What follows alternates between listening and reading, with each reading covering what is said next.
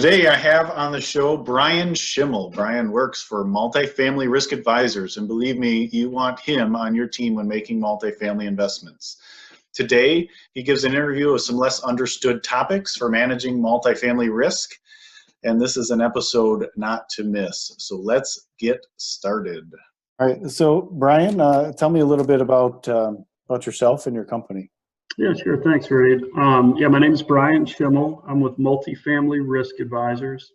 We provide insurance and risk services strictly for multifamily. We represent clients throughout the country. I'm located here in Florida, work with a lot of our catastrophic properties being in the area, but I have clients, I don't think in every state, but close to it. I've got properties throughout the country that I insure. And we do work with a lot of very well-known entities in the industry that I think a lot of people would recognize, and also work with the, aspiring, investors that are building a portfolio. I think what we kind of bring to the table is just a very deep level of expertise and knowledge of multifamily insurance as well as the multifamily industry. So we tend to get our clients insured at the right price and take a lot of the burden of administering the insurance and placing the insurance off of their out of their hands. Yeah, so insurance is a very interesting animal.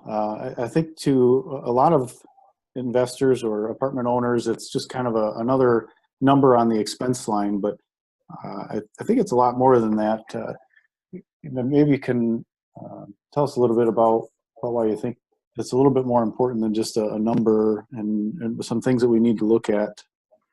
Yeah, absolutely. I mean, it's surprising to me sometimes to see the people that have put insurances in place, not paid, hardly any attention to it, and are sometimes completely unaware of what their financial exposure might be. I mean, especially when you start talking about catastrophic, coverages like your wind coverages that are on percent deductibles, and then you can get into very, nuanced,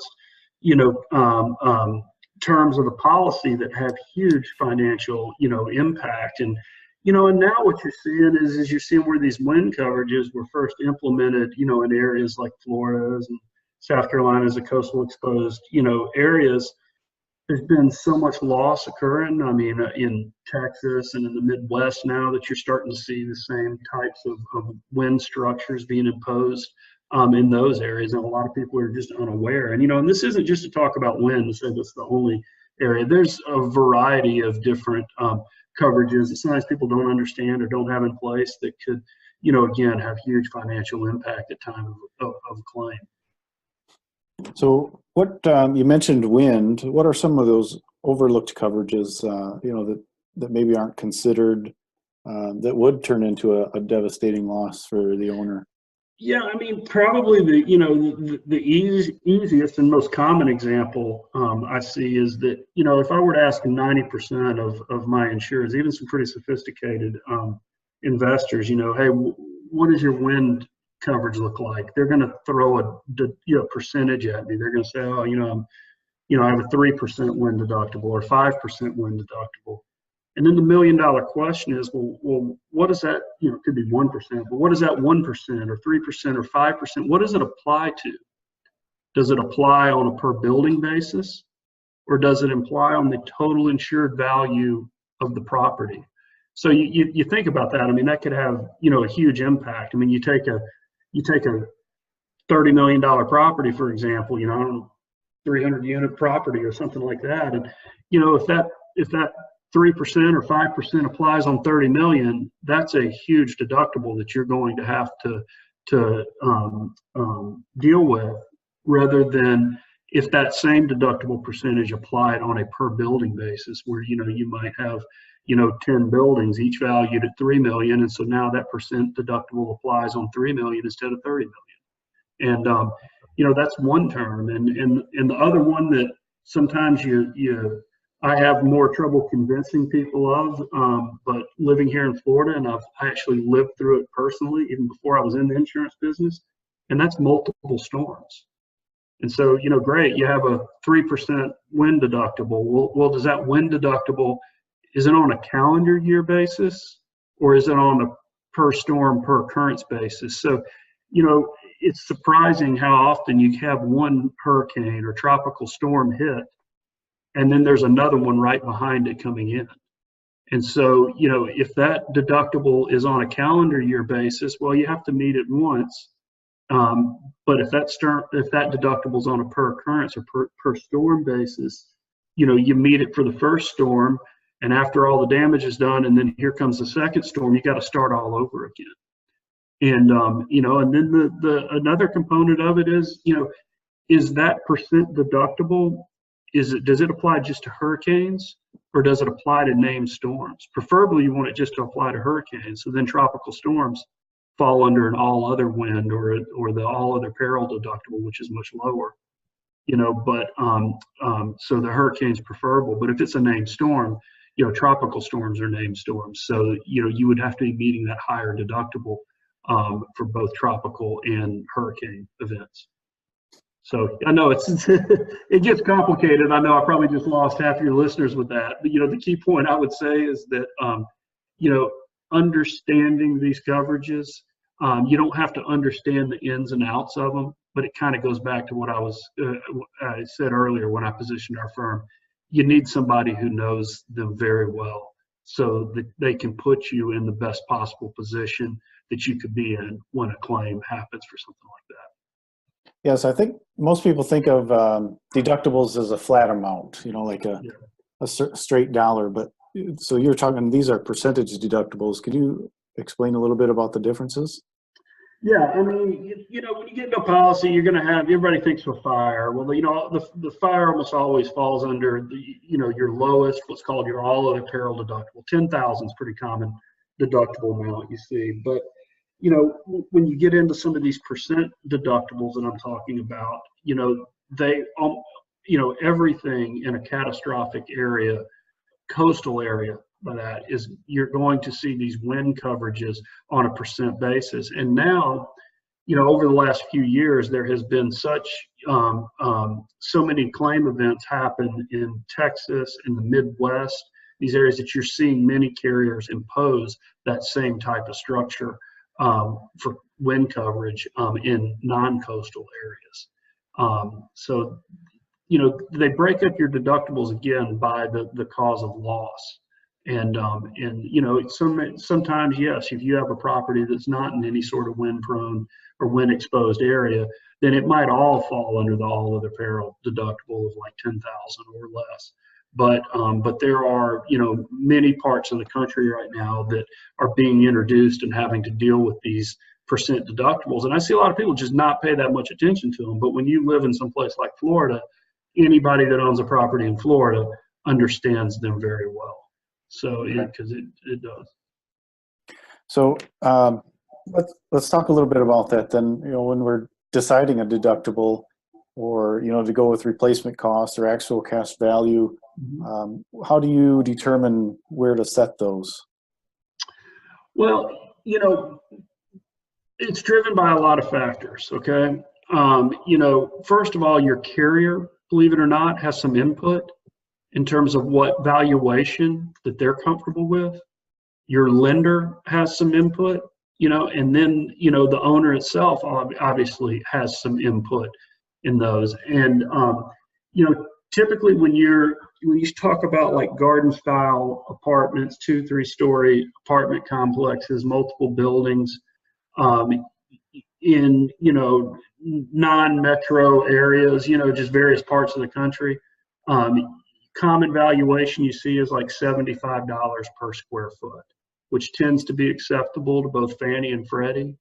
It's acceptable to most carriers and tends to be in line with what most insureds are looking at. Now, when you get into mason, higher levels of construction like masonry, non-combustible, mid-rise, high-rise, that you can get into a lot of different valuations. But just for example purposes, let's talk about like garden style apartments.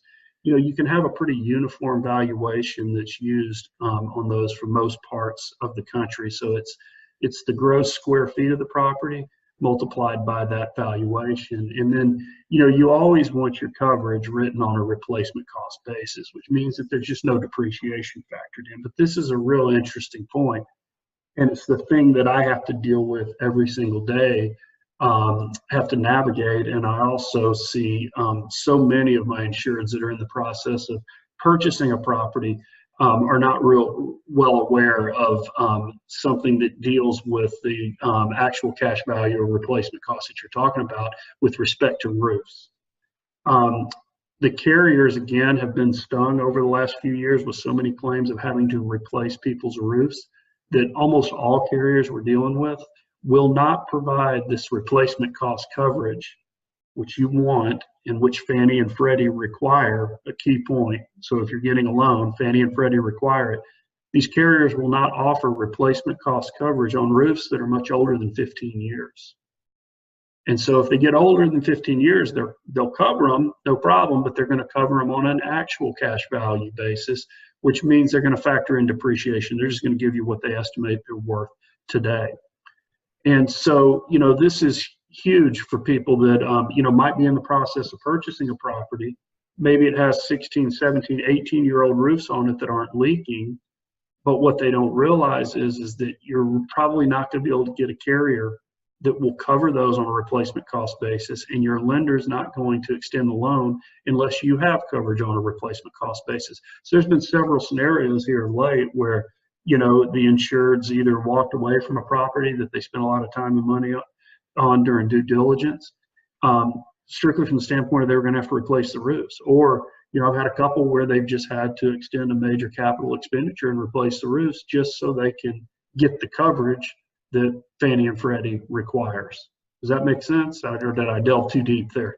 No, that's very good. It's interesting to know. You know, we had talked about that on the property I'm looking at right now, and it was an interesting predicament that none of the other insurance carriers asked me. So, you know, that's well, you know, and here's an interesting tidbit on that is that, you know, any agent just takes the information that's given them and gives it to the carrier.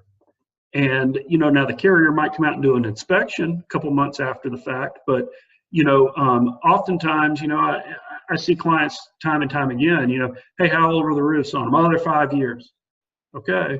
So we report to the carrier they're 5 years old. And then all of a sudden the insurance inspection occurs or the underwriter finds out, you know, asks deeper questions. And lo and behold, we find out the roofs are 20 years old. Well, you're going to see in most of these quotes, they're going to stipulate any roofs over 15 years are on an actual cash value basis. And so it's one of these things that can slip through the cracks. And I preach to people to really, really understand it. And it kind of goes to what one of the big services we provide our clients, and that's just the due diligence support. So when somebody's looking at an OM of a property, you know, if it's an on-market deal or, you know, if it's an off-market deal, we tell them what questions they need to ask. Because the other big factor is wiring. You know, if you get pre-1973 wiring on most properties, there's a good chance it might be aluminum wiring. And many carriers will not cover aluminum wiring. Some, you know, have full aluminum wiring exclusion. Others will cover it. They just want to be aware of it. And a lot of times we do see just, you know, people just kind of filling a form out, just say, hey, copper. And I can tell you right now that, you know, if there are carriers to where if you tell them it's aluminum and then all of a sudden you have a fire due to aluminum wiring, or you tell them it's copper, excuse me, and then you have a fire due to aluminum wiring, it's going to be an event that could very well, and in fact, most likely will not be covered by the carrier. And so, you know, it's always the same things for us over and over and over again. So, you know, we can work with people that are looking to buy a property, and we can just go through and say, hey, you know, ask them the 5 or 6, you know, hot button items, get answers to them, and then we can go in there and we can put the proper coverage in place and advise them on anything that they might not be, you know, seeing or thinking about. But, you know, roofs and wiring, I would say, are the 2 hot button ones that you just got to know. And not only do you just don't need somebody to tell you, you need to verify. You know, because with aluminum wiring, we remediated it. Okay, what'd you remediate it with? Copalum, Alumicon, what technology was used? Because the underwriters are going to ask the questions. And if you're not being asked them, then that's a real that's a tip off that there could be a problem there at the agent level, because this is pretty basic stuff that you got to provide to the underwriters. And some people will just sit there and scribble down whatever needs to be scribbled down and hope you don't have a claim. But remember, you're purchasing this insurance because, there is a chance you are going to have a claim. Well, I think that kind of answers one of my questions. I wanted to ask what separates you from a typical insurance broker. I think you kind of summed all that up in that last statement, but is there anything else you want to add to that? Yeah, I mean, I did. I touched on, some of it. I mean, it's the fact is, hey, this is the most overused term, in American business today. You want to be a partner with your clients, but really that's kind of how we operate. I mean, we work with our clients. We're not just some sort of quote shop that spins out quotes and hopes we got the lowest price. That's really not, our gig at all. We want to work with people that recognize the value in what we do. And, and we go in there and help them acquire these properties. We help them get the deal, over the goal line, advise them on things they might not be thinking about, work with them to help them control their insurance costs, but not just from a premium perspective. We look at it from what's called a total cost of risk. So, premium is one component of that, but the other things that you got to look at, are, your cost of claims, your cost of administering your program, and, all the components that go into what you're ultimately spending on managing your risk. And that's, what kind of drives us, and I think separates us from just a lot of people out there that are just trying to put the lowest number. I mean, you and I had to push this call for a few minutes because I was doing a presentation, and during the presentation, we were looking at a pretty large premium for a property, and our proposal had coverage for what was called ordinance and law, which addresses if you were to have a partial loss of a property and the property had to be torn down, we had full coverage for what's called ordinance and law. I could go into the details, but let me tell you, it's a huge, huge, huge coverage. And they had an alternative quote that looked to be equivalent to ours, but didn't include ordinance and law coverage. So this was a 1953 property. So 1953, the building codes have changed a lot between then and now.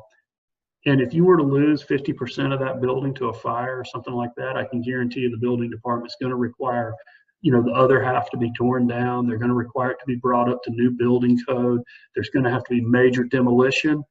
And unless you have that ordinance and law coverage in place, you wouldn't have coverage for it. And so, as soon as they realized that, they were like, oh my gosh, these things aren't apples to apples. And they're not. I mean, again, I understand this stuff is not the fun stuff to talk about. I was an insurance buyer for a lot of years, and I hated it dealing with it. Okay. I had my own business, and for 10 years, I sat there and purchased insurance. And when I came over to the other side, 10 years ago and started doing this, I was just, at first it just struck me as how exposed I was in so many different areas and how little I knew about it. And so again, not the funnest part of the deal. But if you don't think it's important, I hate to be so bold, but you're sadly mistaken with that, because the most sophisticated people that we work with, the ones that successfully time and time again are able to acquire properties, they're paying a lot of attention to it because they get it. It's the people that don't think it's important, don't want to pay attention to it, don't value it in any way. Somehow, they very rarely are able to grow that portfolio much. And so that's just kind of a little sidebar comment that I have on it. Well, that's definitely a very important point, because I think it is so very overwhelming that, you really have to try and decide, am I being overly cautious or under cautious?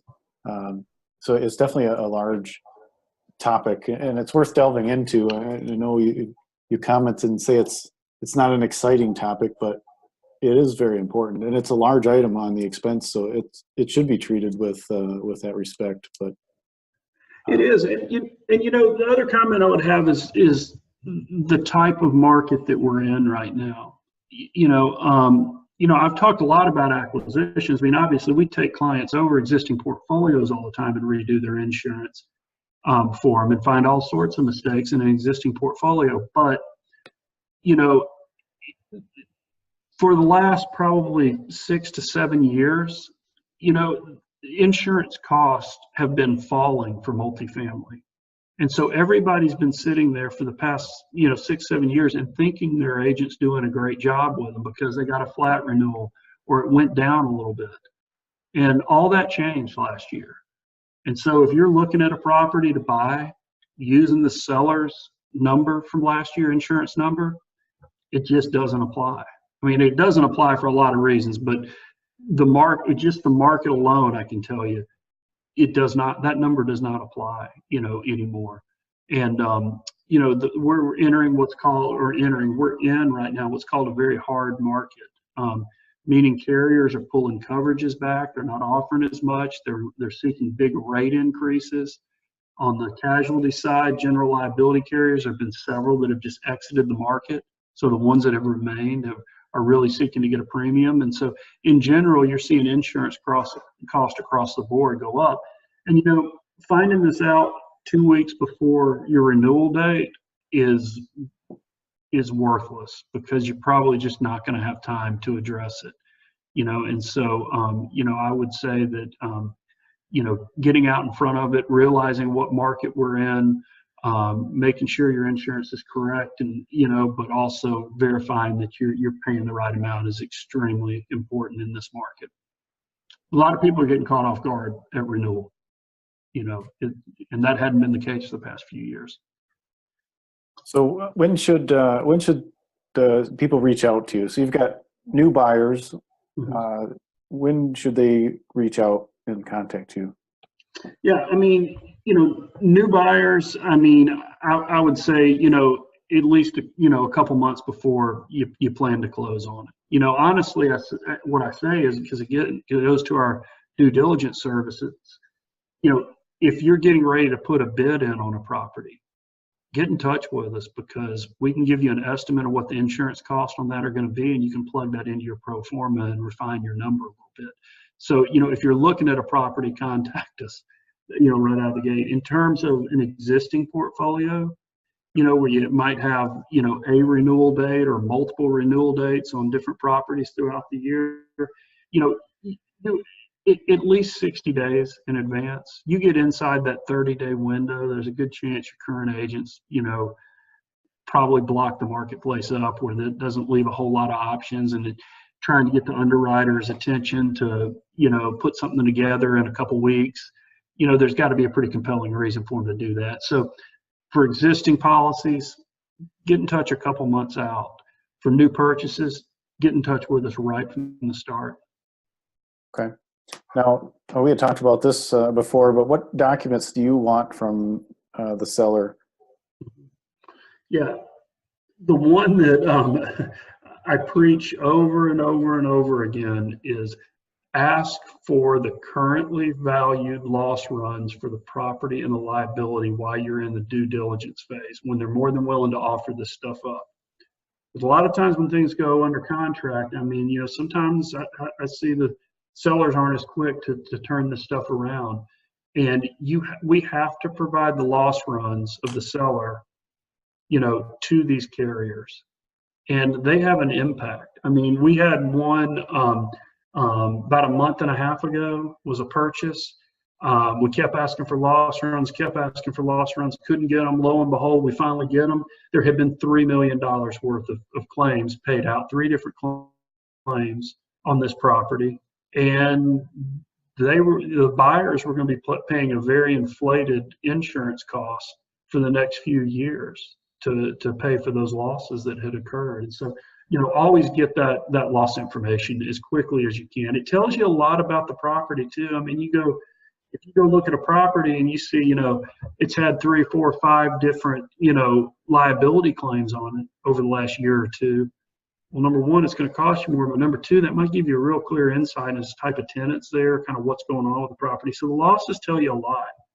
Other than that, a statement of values on the property that really kind of outlines, all the buildings, the square footages, the year built, the wiring is in place, when the roof was last replaced, all that building information, which we call, a statement of values, collect all of that. And I can help walk everybody through this. I mean, it's relatively simple stuff, but you really want to know each and every building and understand it, both from a size standpoint and from an infrastructure standpoint, wiring, roof, all that sort of stuff.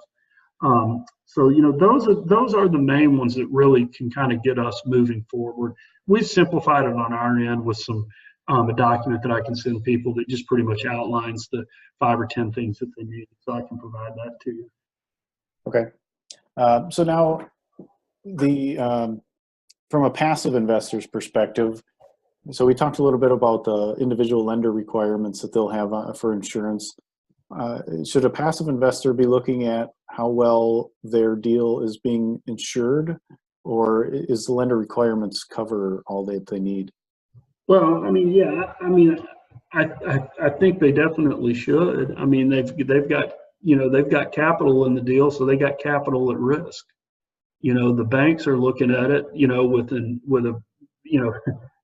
banks are looking at it very deeply. So effectively, you take a look at a passive investor, I mean, you're effectively the bank. And I'd say I'd look at it the exact same way. I'd make sure that they're insured at the right, at the right limits, that the right coverages are in place, and that you really understand that your capital is protected. So I mean, the answer to that is yes. I mean, I think you should, and I think you should probably have some sort of input into that. To make sure, again, a lot of it depends on the size of the deal. You start talking about some larger, properties, 100 unit plus type properties that are being financed, through conventional lending. The insurance is getting looked at. I'm not saying you don't need to pay attention to it, but I'm just saying that it's getting scrutinized. But, on the smaller side, which is, typically we don't do a lot in that under 50, unit market, but I see a lot of those deals where some, private individual might be, providing all the capital on that deal, and they don't have any idea what the insurance is in place on it. And so, it kind of is situational, but the universal answer to that question is, yeah, you need to understand it. You might be a little bit more protected on the larger stuff, but on the smaller stuff, you really need to understand it. And then, so let's talk a little bit about the risk management on a property, just the small things that a lot of properties I go to, it's clearly not looked at, but you got trip hazards and like you mentioned to me before the call here, the railings and being loose. Yeah. What are some other things like that, and maybe discuss a little bit about why that's so important? Yeah, I mean, the thing that pops in my mind, and this is not the only reason to do it, but I think it kind of sets the stage for a little bit of a deeper conversation on this. Trust me when I tell you that there are, professional claimants in this world, and when they see a condition that is, when they see a condition that they can capitalize on, I see a lot of claims. And what I mean by that is loose hand railing. Oh, I put my hand here, I slipped, I fell over it, cracked, now my back hurts, wet conditions, slips and falls. Sidewalks that, don't have, roots might have popped up a section of the concrete an inch higher, and now it's a trip hazard. My favorite example is, I had a client who had a tenant contact them and say that their air handler, which happened to be in the ceiling, was leaking. And they told them they would come over and take a look at it in a few minutes. And in the time period it took them to get from the office over to the tenant's apartment, lo and behold, the air handler had fallen out of the ceiling and cracked somebody on the head. And which at first just sounded like a real bad claim until, 2 weeks later, and the same exact claim happened in the same exact format with somebody else, and you start to see some patterns with this stuff, like over and over and over again. And, and so that's just from like a worst case scenario. That's not to say that like all claims, are fraudulent. I mean, I'm not trying to imply that at all. I'm just saying that if for no other reason, realize that there are a lot of professional claimants out there. But, with that being said, my clients that maintain their properties at the highest level, it's surprising they hardly ever have claims, or when they do, it's a very one-off thing that just happened. But I do have clients that just don't keep the maintenance up on their place, and they have claims time over and over and over again, and they don't understand why. And everybody thinks of it like insurance, that insurance is going to cover all the cost, and it's really risk financing. I mean, you're going to end up paying for, your loss history. So, I mean, if your insurance costs are going to be a direct reflection of your loss history. So if you just have a lot of claims, you're going to be paying more for general liability insurance if they're casualty claims. The same goes for property. I mean, properties that are maintained well, they're kept painted, they have good roofs on them, everything's in place. Well, when that windstorm comes through, those don't tend to get damaged nearly as much as the properties that aren't properly painted, that things aren't secured on, like the siding, and the roofs are old, and those properties get hammered in these wind type scenarios. And so, it's a very good idea to maintain these properties at a very high level. And that's kind of my general commentary on it. Yeah, it's interesting because it gives so many advantages. Not only the risk assessment, which I think to a lot of people may be unseen, but your tenants are going to see that. They're going to want to. You're more likely to attract a better tenant. So it benefits you in so many different ways. But so I'm glad you were able to put that perspective on it. Yeah, no, it's like I said, I got in the insurance business about 10 years ago, and the whole concept of looking at losses, and trying to predict the future just didn't make a whole lot of sense to me. I'm like, let me get this straight. You're going to look in the past, you're going to see what happened in the past, and you're going to base your rates off of what's going to happen in the future. And I can tell you 10 years later that is 100% accurate. Maybe not every time, like a loss can happen to anybody, but the people that stay on top, of their properties, that address their risk, they have a fraction of the claims of the people who just don't pay attention to it, and whether you believe it or not, the insurance industry is based on it. So you might as well, realize that and act accordingly, if that makes any sense. Yeah, just another reason to run everything correctly and professionally, and so it's awesome. So I have one last question. So we talk about insurance master policies. So what are they? Why are they needed, and when does somebody need those? Yeah, I mean, that's a question that I just can't give a direct answer to, but I can just talk about in general terms. I mean, at the highest level, when I think of a master policy, I'm thinking of a policy where you could add or take off a property and the rate for that property is already set. So you just move properties on, move properties off. You have one renewal date for the entire portfolio. That's a true master policy, but you typically only see those when you start talking about more than about 5,000, maybe even 10,000 units, somewhere in that range. So there aren't a lot of what I call true master policies that are out there. Kind of your next step back from that is really kind of a consolidation effort where you might have everything wrapped under one policy, but each one of the properties within that policy are rated individually, so it feels and looks a lot like, quote unquote, a master, but really it's just more of a consolidating many of them there.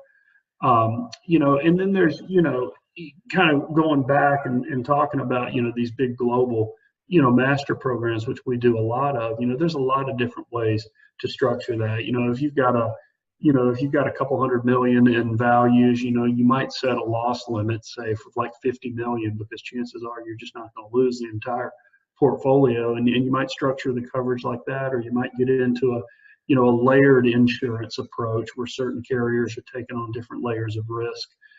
for the property. But generally speaking, you get into that really large scale stuff, yes, you need to be under a master. You start approaching about 1,000 units, I think that you need to have everything consolidated into some sort of master schedule. And that's, but that's not per se to say that it's a master policy. It's more of a master schedule. So, you tend to get some price breaks, at that level from the carriers, and some consideration in terms of coverage and things like that of consolidating it all. But, you also got to look at geographic components. I mean, there are certain carriers that are very good in geographic regions. So if half of your properties are in Florida, and I keep using Florida, I'm sorry, it's just I'm here. But if half of your properties are in Florida and half of your properties are in Georgia, and say the portfolio value is $100 million, then you're probably not going to have one master to address both of those. You're probably going to have one Florida master for the catastrophic stuff, and you're probably going to have another master for the Georgia stuff, just because it'll make sense from a coverage standpoint and also from a price standpoint. So there's a lot of different factors, a lot of different ways to go with it. All I would say is this: if you've got multiple properties and they're all insured with different carriers and different dates and sometimes different agents, you got to start consolidating that stuff. First step's consolidate it with an agent. Next step, start consolidating what properties can be consolidated into a policy. It's rarely is it a situation where you can just snap your fingers and put together a master policy for somebody. A lot of times it takes a lot of time. But, I would advise people to not let it spin out of control on you, because I do see these scenarios. I'm dealing with one right now where, they have 20 different properties, 20 different policies, 6 different agents, different renewal dates. And they've hired us to bring all this together, which we're going to do. But I'm just telling you, it's probably a 14-month endeavor to bring all of these, and a whole lot of work to bring all of these policies together. And it's like one of their tier one. If you went to their executives right now, they would say it's our number one priority. And it's that important to them because it's just spun that much, that far out of control. You'll have different deductibles, different limits. You'll be overpaying for insurance over here, supplying incorrect, insurance information on other properties. And so it is something that can spin out of control very quickly. First step's consolidate it with an agent, in my opinion. Yeah. Well, yeah, I mean, it definitely sounds like it can get out of hand real quickly. So I appreciate your feedback on that. So anything about insurance that you feel I may have missed? No, I mean, I think we've talked a lot. I hope we haven't bored your listeners to death with I felt like I went kind of technically deep there at the start, which I normally try not to do. But it kind of goes back to my statement. And I just say, look, you don't need to understand the ins and outs of all of this stuff, but you really need to be working with somebody that you've got complete confidence in, really knows it. And generally speaking, the most egregious thing I find about the insurance industry is everybody's telling you they're an expert, but what they don't tell you is they're a multifamily expert while they're sitting in front of you, and then an hour later they're sitting in front of a construction company and they're telling the construction company they're a construction expert. Right. And you start talking about insuring real estate portfolios and properties. I mean, there is a deep level of knowledge that you need to have, and you really need to be working with somebody that really understands the ins and the outs of it and can really provide you good guidance. Obviously, we do a very good job at that. I say that humbly, but we do a very good job at that. But if it's not us, just make sure that whoever you're working with really does know what they're doing, because come claim time, when something bad happens, it might be your buddy, it might be your friend, it might be some guy you've known for a long time, but when all of a sudden you're out of pocket hundreds of thousands or millions of dollars, you're going to find out the value of that friendship very quickly. This is very true. So Bryan, how can somebody get a hold of you if they need to? Yeah, sure. I'll give my contact information now, and I know Shimeall's a difficult name, so I'll spell that out for everybody. But again, the name of our firm is Multifamily Risk Advisors. I can be reached at 321-303-2840. My email address, I'll say it and spell it, is bshimeall@multifamilyra.com. So it's bshimeall